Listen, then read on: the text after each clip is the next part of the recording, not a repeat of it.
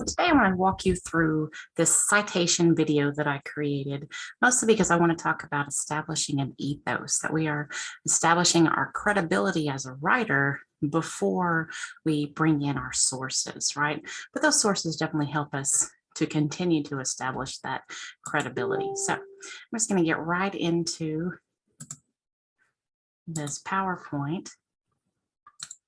I'm beginning. All right, so again, citations, establishing an ethos. Now we have, thank you to the students I use as an example. I use quite a bit of students in this video, and I'll continue to use quite a bit. So I'm gonna move this over here, so I keep looking, there we go. And I'll continue to use quite a bit of students as I make more and more videos to help us usher through stage 4, and I use a lot of essays as examples. Now, I said that to say this: a lot of students wrote some. They really got in touch with some events that they went through and want to learn from them. They have some touchy situations in their essays. I would never put any of those as examples. I would never use one of those as examples. I'm looking for citation examples, establishing that ethos examples, hunting down author examples. And so I will show some examples for growth that, I think this student grew, but it still won't be, unless I ask, hey, can I use this permission? And then I definitely wouldn't have it in that particular class. And so if I think a student really grew and I would like to show, how that student grew, I would ask permission and say, can I use this in a different class? Or if it's an ECU student, I'd ask if I could use it at Seminole State, and so on. Right.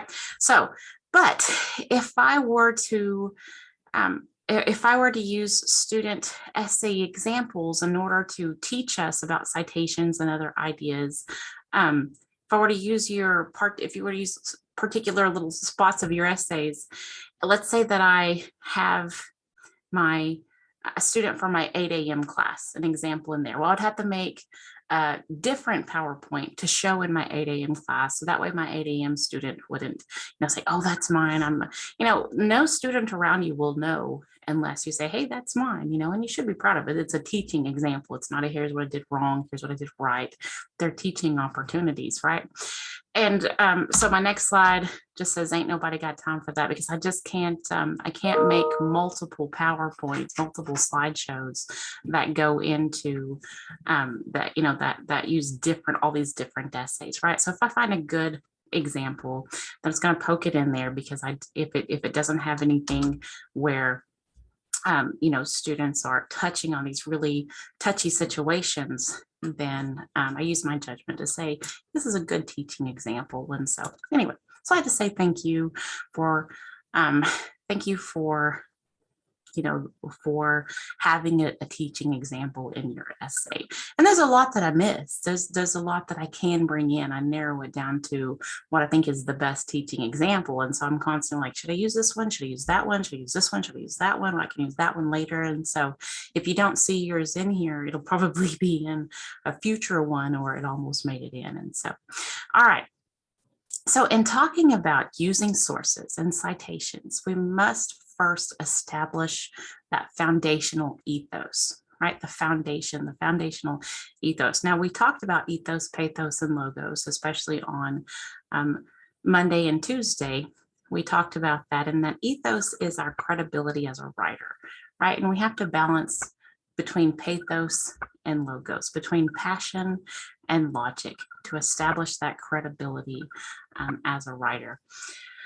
And so we also talked about the importance of grammar versus the importance of precise wording and all that. And all that has to do with our ethos also. So if we're establishing ourselves as a speaker, and we get up to make a speech at a wedding, that grammar doesn't matter, but those precise wordings do. And we're still establishing that ethos, right?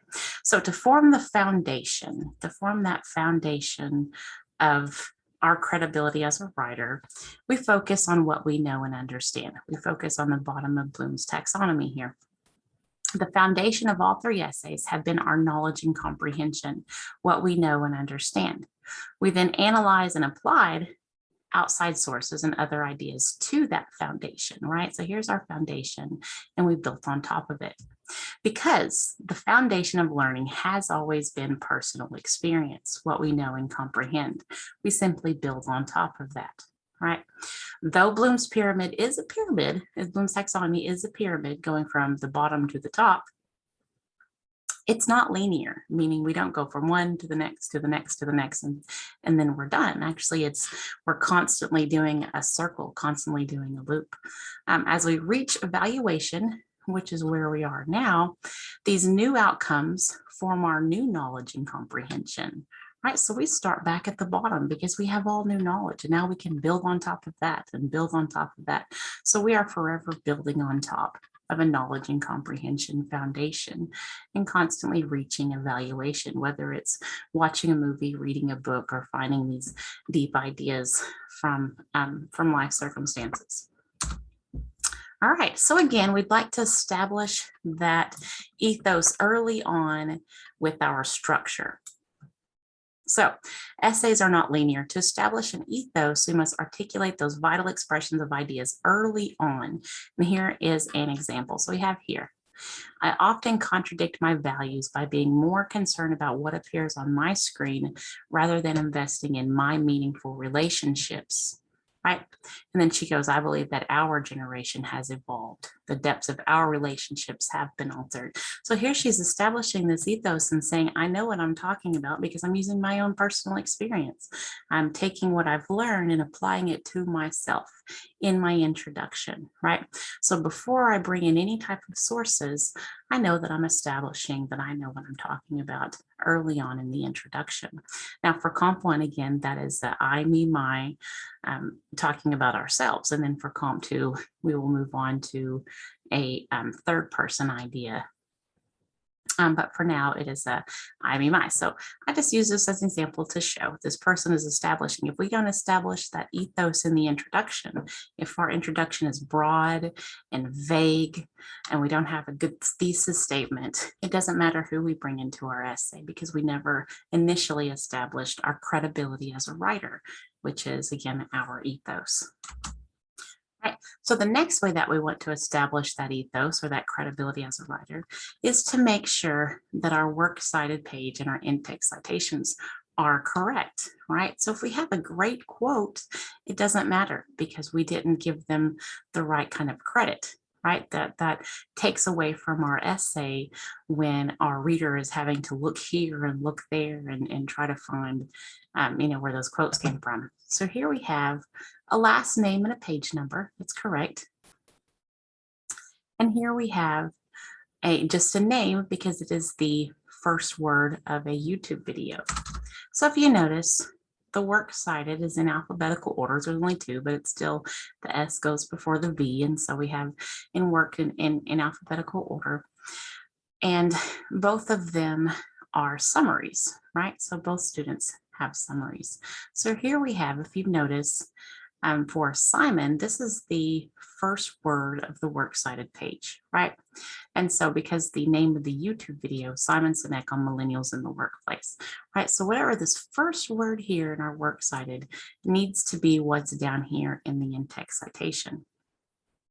Also, I want us to notice that this student did a really good job of only bringing in information that they need for the essay. So what I mean is we have, there we go.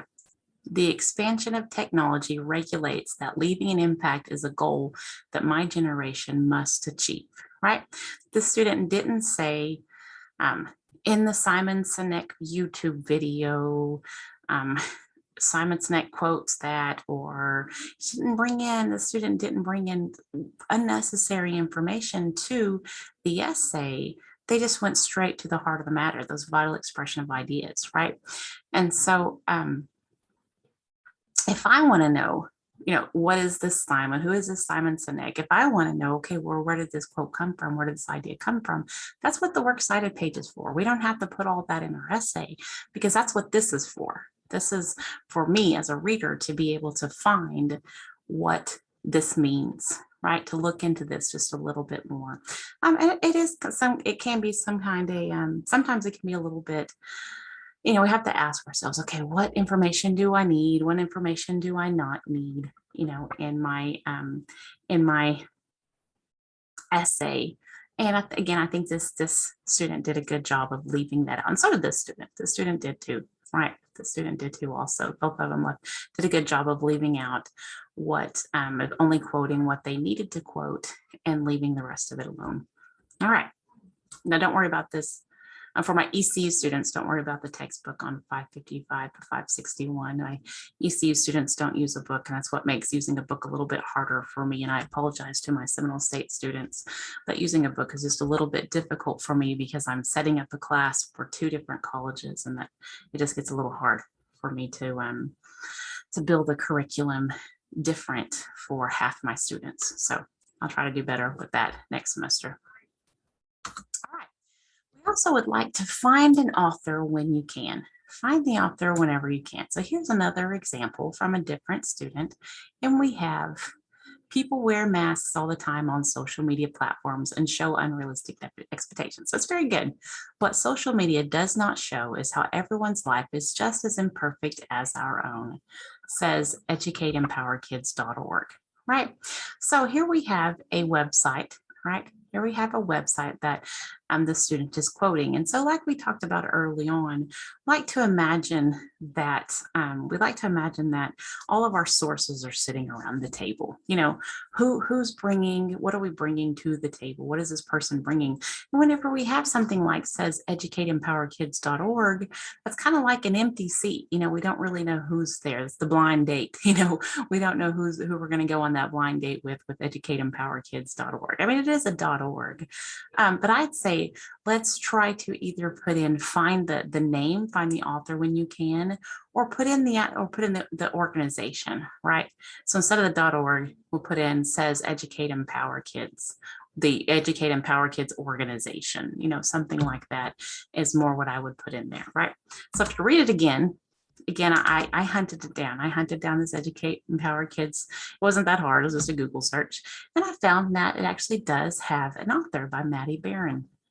So let's read this again. What social media does not show is how everyone's life is just as imperfect as our own, says Maddie Barron. Right? That sounds far more academic. That's establishing that ethos, our credibility as a writer, that an actual person brought in an idea. And you notice we don't have to say who Maddie Barron is. We don't have to say, you know, we don't have to find out who this person is. We don't have to say, you know, says the president of who, you know, has been there for 10 years, or we don't have to say who she is, because again, that's what the in-text site does. That's what the works cited page is for. If I want to find out, okay, well, who is this Maddie Barron person, then I can hunt them down using your works cited page. So we don't have to put all that in here. Just says Maddie Barron, right? Here's another example of finding the author. That was a little bit more difficult, finding the author, but they have the Child and Screens Institute of Digital Media and Child Development made a remarkable statement when saying it is essential to get in touch with any feelings that arise, meaning children should express their feelings. They did a great job having a quote in the middle of a sentence and bringing in, you know, they brought in the organization instead of a website. So you did a great job doing that. Right, so I hunted it down a little bit to say, does this person have an author? You don't have to have, I think this is a great example with when you don't have an author or couldn't find the author. We put in an organization. We put in, we could have put Children and Screens organization, or says the Institute of Digital Media, which I think is what, yeah, the Children's Screen, the Institute of Digital Media. So you could put any of those, but now here again, we're bringing in we no longer have the blind date sitting at the table. We have an institution now sitting at the table, and that's perfectly acceptable. That's better than, you know, quotes.com or says, you know, a website. A website's not sitting at the table. An institution is, or a person is, but anyway, did a great job there. So I just wanted to use as an example of sometimes we have to dig to find the author. Sometimes we have to search to find that author. This is great. The student can keep that. But again, sometimes we have to search to find the author. Move. And so I searched to find the author, and I poked in it up here. Right, I put it up here. I just put a Google search, and a website came up, and I clicked on it. It wasn't this one yet. The website came up. I clicked on it, and it was just a white page. Right, said, okay, I got to try something else. And so I put in something else in the Google. And again, I got the same white page. So I put quotation marks around, because there's a lot of words up here, a whole lot of words up here. So I put quotation marks around the exact quote.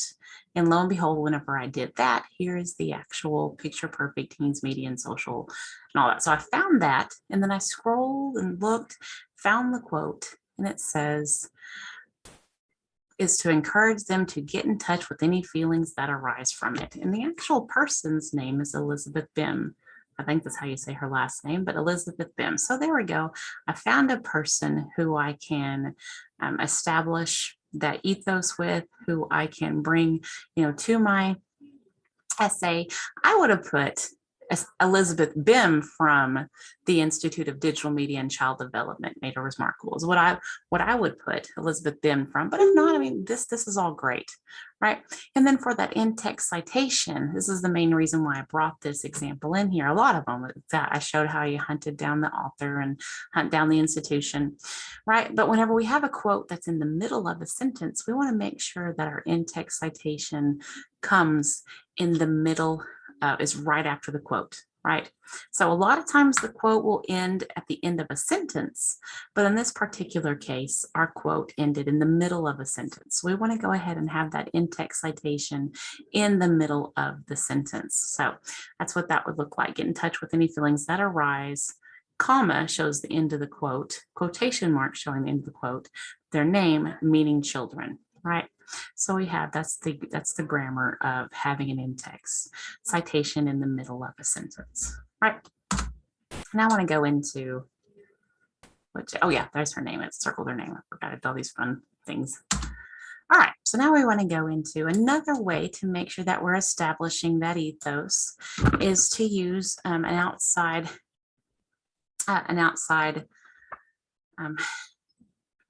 tool that helps us create our works cited page. And one of them is Purdue OWL, which actually is powered by citationmachine.net. That's what I used all through my college years, was citationmachine.net. But there's a lot of them out there. We just have to make sure that we're able to check for errors as we go, right? So we're able to check for errors. So when citing from the source from before, when citing from the Children's Institute of Digital, whatever it was before, it prompts me to put in the www, the URL. So I copy and paste that URL right here, right? And this is what it says. This is what it's able to find. It found the title, the URL, the website title, the date access, the date published. So it found all that, but here's what it needs help with.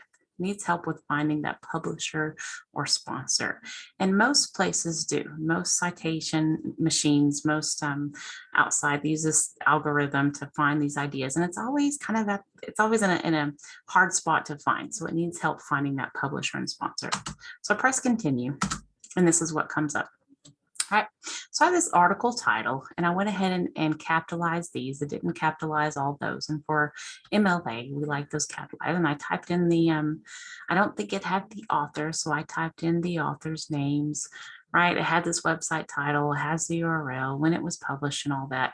But it said, it couldn't find the publisher or sponsor, so I had to find it for them. Now, here is our website. I scrolled all the way down to the bottom of the website, right? All the way down to the bottom of the website. And I read Children and Screens Institute of Digital Media and Child Development. It's an international nonprofit organization founded in 2013. Understand address. Anyway, so I know that this Institute of Digital Media and Child Development must be the sponsor. They must be the ones sponsoring this, right? It could also be Children and Screens, but reading this, I think this is the publisher because it is a nonprofit organization, right? So it must be the organization sponsoring this. So by scrolling all the way down, I was able to find that sponsor and copy and paste it in here and publish it. And then I looked over and made sure all this looked good. I didn't really look through that, but I made sure that all this looks good. Sometimes the date that it's published is wrong. Sometimes it just uses a machine to find this data, and it'll find any date and poke it in there. So we want to make sure that we look at our website, make sure that is the actual date, right? And then I clicked create citation and I watched this interactive ad. So that way it's free, it's like a 1 minute ad, and then you got to click somewhere and then it gives you, it gave me my works cited page. All right. So there's my works cited page that goes on my, works cited, the last page of my essay. Now, I've had a lot of experience again with citation machine and whatnot. And so I want to, I want to make this clear that whenever you have multiple citations, 4, 5, 6, especially as you keep on writing, going through comp 2 and whatnot, make sure that you're copying, pasting as you go, just every couple of once, because it will build a works cited page for you that you can move 5 or 6 all your citations over at once. But what happens if your computer dies, or what happens if it glitches, or what happens if anything, you don't want to start all over with your works cited page, right? And so nobody wants to do that. So I say copy and paste them as you go. Copy and paste 1 or 2 as you go, and then constantly save your essay, because it takes a long time to build up a works cited page and to make sure that it's correct and that it looks nice. And so I say don't do all of them at once, even though it does that for you. It makes it nice and neat, puts a bow on it, does all that for you. But I say don't take any chances in having to redo a works cited page. All right, so now I just want students, since I am, this is for my ECU students for Thursday. So now use this PowerPoint to check for citation errors with your in-text citation and works cited page. So as I told my ECU students, I won't be there on Labor Day because my husband has the day off and I don't want him sitting at home alone with his thoughts and whatnot. I'm sure he's just going to play Candy Crush and watch TV. He's fine. He really is. But I don't want him to stay home. And plus our kids have to go to school. We don't ever get a day where we can just spend some time together. So I'm going to kind of play hooky on Labor Day and just be with my husband. And this is what we were going to do anyway. We were going to go over our citations and make sure that our works cited page looks okay. If you don't have any citations, that's okay. If you don't have any, I care more about that in comp 2. In comp 1, I care about building an ethos through our personal experience far more than through citations. And I will have a little worksheet for us to practice them as we keep on going, unless we're still working on an essay. I'd rather still work on an essay than practice a citation. All right. Well, that's I think that's about it. When we go into stage 4, I would like we will be doing some pretty hardcore evaluations of ourselves, right? The last essay, the final essay, it just simply asks us 3 questions, but we're going to do a lot of work to arrive at one of those questions. It's what's our proudest moment in class, our best moment at Seminole State or East Central, and how have we grown as a person because of the 2. And so as we evaluate ourselves, half the points of the letter will be how well we evaluate ourselves for most students, unless you're really working on finishing up those essays. But for most of it will be, what are some of those vital expressions? How did you end up there? Underline these, highlight them in your essays. If you don't have any, let's form some before we go to evaluate that. So we're about to do some pretty hardcore evaluations of ourselves for a couple of weeks, and then we'll go to that evaluation letter, right? That letter that we write. I care more about, to tell you the truth, I care more about how we arrive at the letter than I do the letter itself, just to tell you the truth. And so, and that's it. And so we'll have a little kind of a party here soon to say thank you for being my transitional class. Thank you for helping me learn just as much as you're learning, helping me grow just as much as you're growing. I've really enjoyed this tough semester. It's been a tough semester for what's going on family wise. Been amazing, been great, but what's going on outside of class has really helped me with what's going on in class. And so it's just been a different and really great semester. Anyway, I don't want to take up too much of your time, but for my East Central students, let's go ahead and make sure that your citations are correct. And if you want me to look at anything, I'll look at whatever. If you want to send me anything, I'll look at. If you want me to have a Zoom video tomorrow, or if you want me to, look over anything, just let me know and I will. I'll make sure I get everything back to to you guys before the week is out also. All right, that's it. Make sure our citation, we need to have our ethos established and our citations done correctly before going into the final stage where we evaluate ourselves, right? So let's make sure we have that done. And that's it. I will see my ECU students on Tuesday. I'll see my Seminole State students on Friday. So take it easy. Let me know if you need anything.